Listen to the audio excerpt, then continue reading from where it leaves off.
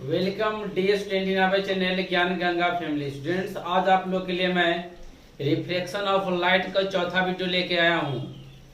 इससे पहले आप लोग के लिए मैं रिफ्लेक्शन ऑफ लाइट का 3 वीडियो ऑलरेडी अपलोड कर चुका हूँ। इस वीडियो के अंतर्गत में हम पढ़ेंगे डिस्पर्सन ऑफ लाइट। इसके अलावा पढ़ेंगे न्यूटन डबल प्रिज्म इफेक्ट। आइए सबसे पहले देखते हैं प्रिज्म के बारे में। तो प्रिज्म के बारे में आप लोग को मैं पहले ही बता चुका हूं कि प्रिज्म में एक ट्रांसपेरेंट पारदर्शी पदार्थ होता है जिसमें 5 सतह होता है और अपने ऊपर आपतित इंसिडेंट होने वाली प्रकाश किरण को 7 रंगों में विभक्त कर देता है। चलिए डिस्पर्सन ऑफ लाइट यानी प्रकाश का विक्षेपण या वर्ण विक्षेपण जिसे कहते हैं, इसके बारे में स्टडी करेंगे। तो होता क्या है कि प्रिज्म जैसा कि डिफिनेशन बताए थे कि अगर इसमें श्वेत प्रकाश किरण आएगा तो इसे 7 अवयवी रंग बैगनी, जामुनी, नीला, हरा, पीला, नारंगी, लाल में विभक्त कर देता है।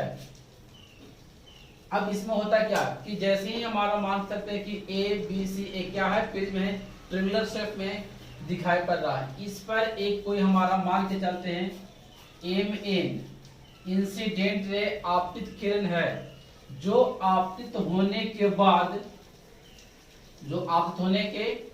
क्या होता है, इसे 7 रंग violet, indigo, blue, green, yellow, orange और रेड में विभक्त हो जाता है।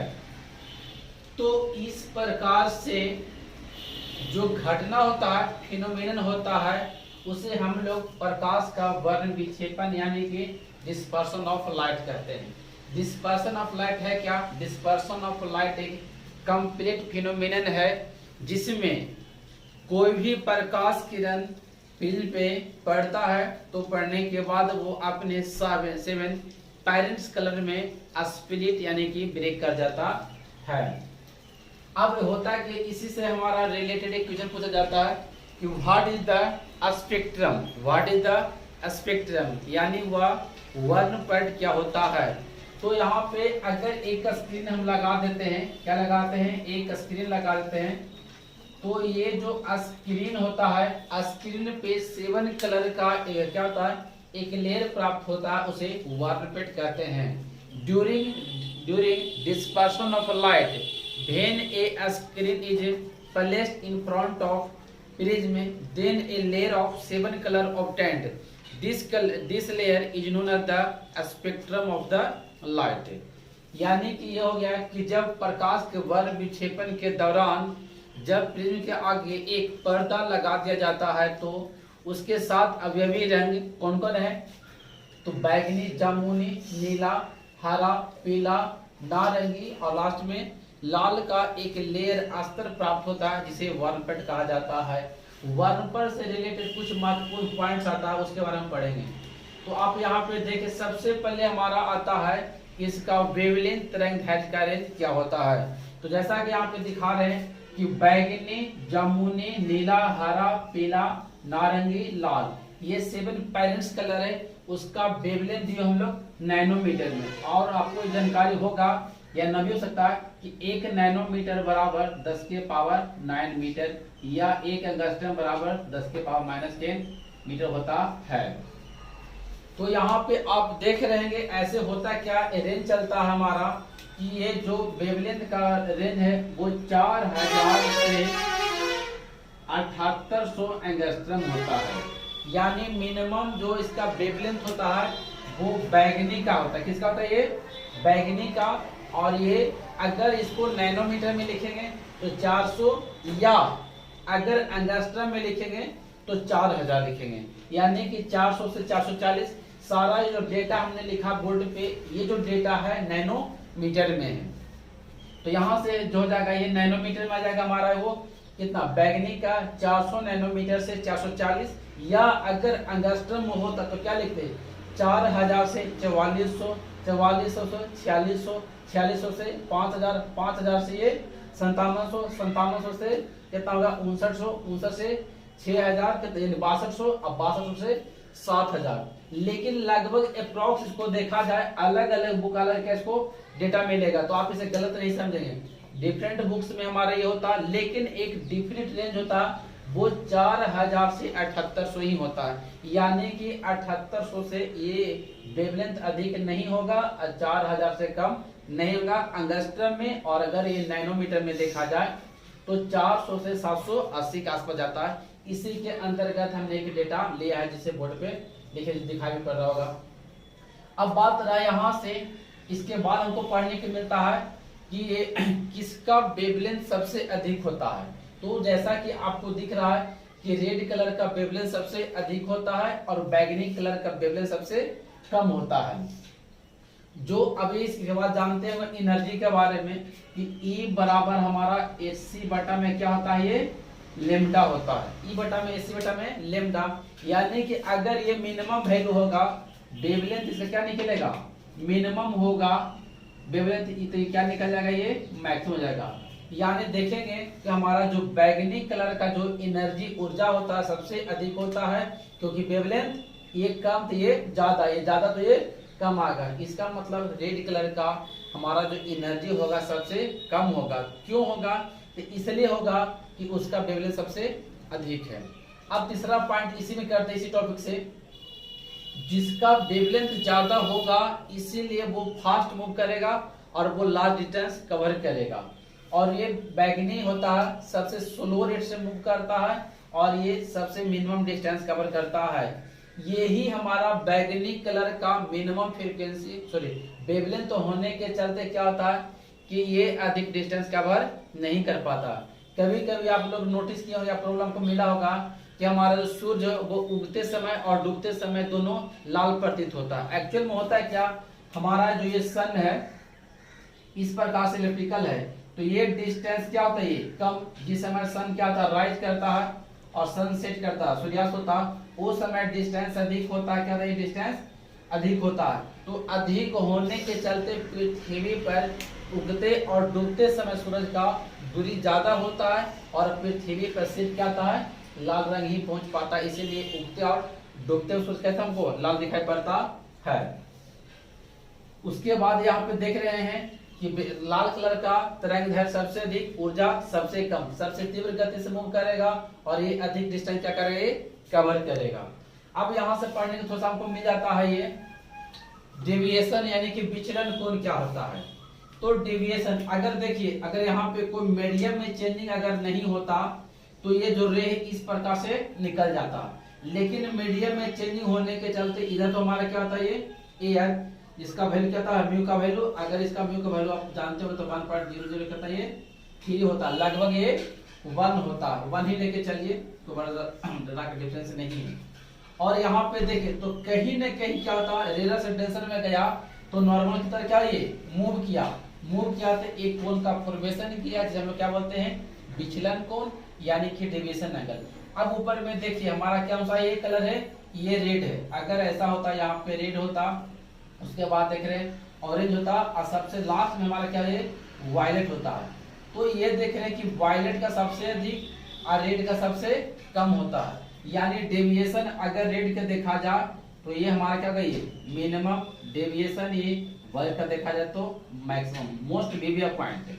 अगर यहाँ पे देखा जाए पूछता है कि डेविएशन एंगल सबसे अधिक किस कलर का होता है, तो सबसे अधिक हमारा एंगल किसका होता है, ये वायलेट का, और यानी कि बैगनी का, और सबसे कम क्या होता है, ये लाल का। ये इतना ही छोटा सा क्या कहता है, ये डेविएट कर रहा। तो आप यहाँ जैसा कि फिगर में देख रहे हैं, ये हमारा रेड कलर का है, ये ऑरेंज का है और ये येलो का है, आगे देखेंगे ग्रीन का। इस तरह से देख रहे हैं कि एंगल क्या रहा है, वो बढ़ रहा। तो सबसे अधिक एंगल क्या इसका होगा, हमारा वायलेट का, सबसे कम किसका होगा, ये हमारा मिनिमम, तो हो जाएगा ये रेड यानी कि लाल कलर का। विचलन कोण सबसे कम लाल रंग का, सबसे अधिक बैगनी यानी कि हमारा वायलेट होगा। अब यहाँ से एक आता है डेविएशन एंगल के लिए फॉर्मूला ड्राइव करने के लिए।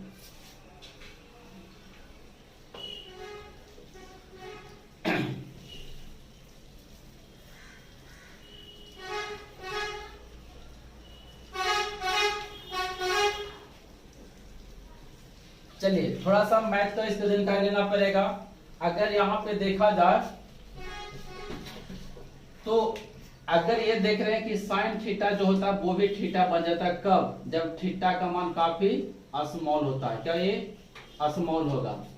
कि थीटा काफी क्या होना चाहिए? स्मॉल। जब कोण का वैल्यू काफी छोटा हो जाएगा तो वहां जो साइन थीटा वो क्या बन जाएगा? हमारा थीटा का इक्विवेलेंट। तो यहाँ पे जो हमारा प्रिज्म एंगल और डेविएशन एंगल दोनों काफी क्या था, ये छोटा हो जाएगा, इसलिए साइन यहाँ से दोनों साइन क्या रह गए? हट जाएगा। तो यहाँ से हम लोग लिख सकते हैं म्यू बराबर, तो साइन तो हट जाएगा, तो आ जाएगा आपका a प्लस डेल बटा में 2 बटा में a बटा में 2। इसको सिंप्लीफाई करेंगे तो a प्लस डेल बटा में 2 और 2 ऊपर जाएगा, डेल नीचे, a हमारा क्या है? प्रिज्म एंगल नीचे, ऊपर का में नो चेंजिंग, इसलिए क्या था? चेंजिंग। 2 से 2 कट गया तो आ जाएगा a प्लस डेल बटा में a। इसको आगे सिंप्लीफाई करेंगे तो यहाँ पे दिया हुआ है म्यू, ये देख रहे हैं कि भागा में तो क्या गई आ गया यहाँ पे गुना में, म्यू a बराबर a प्लस डेल। अब ये प्लस में पड़ क्या गई? माइनस में, यानी डेल बराबर जाएगा म्यू a माइनस a, यानी कि डेल बराबर हमारा यहाँ पे a कॉमन लेंगे तो जाएगा mu minus 1। This is the required angle of किसका? डेविएशन एंगल का। d जो हमारा यहाँ पे क्या है? d बराबर डेविएशन एंगल, यानी कि विचलन कोण हो गया, और ये तो समझ रहे हैं प्रिज्म एंगल, और म्यू तो समझ रहे कितना? ये रिफ्रैक्टिव इंडेक्स है। क्या ये? रिफ्रैक्टिव इंडेक्स है। चलिए इसके आगे बात करते हैं हमारा। तो इस प्रकार देखिए हमारा प्रिज्म में डिस्पर्शन ऑफ लाइट क्या होता है, स्पेक्ट्रम क्या होता है, और इसका पॉइंट की किसका वेवलेंथ अधिक होता है, कौन फास्ट मूव करता है, कौन काफी, किसका एनर्जी ज्यादा और कम होता है, किसका विचलन कोण कम होता है। विचलन कोण होगा तो उसको कैसे कैलकुलेट करेंगे? तो म्यू बराबर हमारा फार्मूला क्या होता है? साइन a प्लस डेल बटा में 2 बटा में साइन a बटा 2। लेकिन अगर हमारा a और d डेल्टा दोनों का वैल्यू काफी स्मॉल होगा तो हमारा साइन क्या था? वो लगभग जिसे बताया था कि साइन थीटा क्या बन जाता? थीटा के इक्विवेलेंट आ जाता। उसी प्रकार से साइन रिमूव किए तो सिंपलीफाई करने के बाद आएगा डेविएशन एंगल बराबर प्रिज्म एंगल इनटू ये रिफ्रैक्टिव इंडेक्स माइनस 1। चलिए इसमें हमारा एक लास्ट टॉपिक है न्यूटन डबल प्रिज्म इफेक्ट। यहाँ पे न्यूटन ने किया क्या? दो प्रिज्म को, यहाँ पे कोई ऐसा रिक्वायर्ड कंडीशन नहीं है कि दोनों प्रिज्म हमारा सेम साइज का होना ही चाहिए।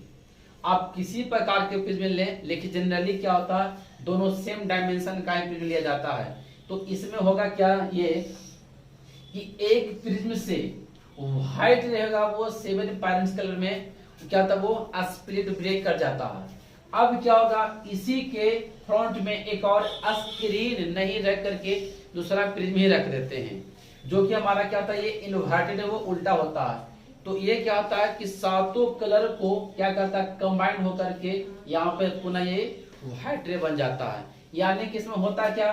व्हाइट रे से कितना? ये 7 कलर, और 7 कलर से फिर क्या होगा? पुनः व्हाइट रे आ गया। इस प्रकार के इफेक्ट को न्यूटन डबल प्रिज्म इफेक्ट कहा जाता है। तो यहाँ पे आप देख रहे होंगे कि कुछ ही कलर को हमने दिखाया है, तो इससे आपको टेंशन लेने की जरूरत नहीं है, आप 1-2 कलर को भी दिखा सकते हैं। तो यहाँ पे हम देख रहे हैं कि एक व्हाइट रे है, पहला प्रिज्म गया तो अपने 7 कलर्स, जैसा कि हमने बोर्ड पे दिखा ऑलरेडी, इसमें स्प्लिट कर जाता है। अब ये क्या होता है? 7 कलर फिर से ज्वाइन कर जाता है कितना? वो प्रिज्म से जो फुल्ली क्या हो? इन्वर्टेड हो, यानी उल्टा हो, उससे कंबाइन करके पुनः क्या था? ये व्हाइट रे का फॉर्मेशन कर देता है। इस प्रकार के इफेक्ट को न्यूटन डबल प्रिज्म इफेक्ट कहा जाता है।